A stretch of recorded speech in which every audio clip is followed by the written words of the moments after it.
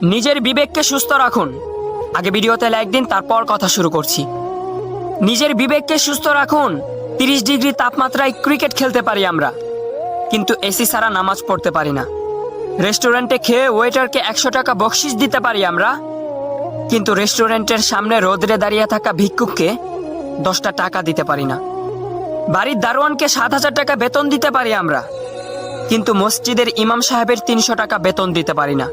ঈদের শপিংয়ে নিজের বাচ্চাদের জন্য 10,000 টাকা বাজেট রাখতে পারি আমরা, কিন্তু বাড়িতে কাজের মেয়েটির জন্য 1,000 টাকা বাজেট রাখতে পারি না।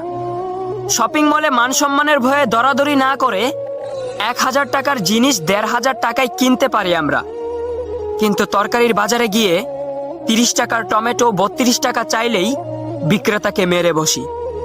200 টাকার বাস ভাড়া 2,000 টাকা দিয়ে কার নিয়ে যেতে পারি আমরা, কিন্তু রিক্সাওয়ালা 10 টাকার ভাড়া 15 টাকা চাই। Likey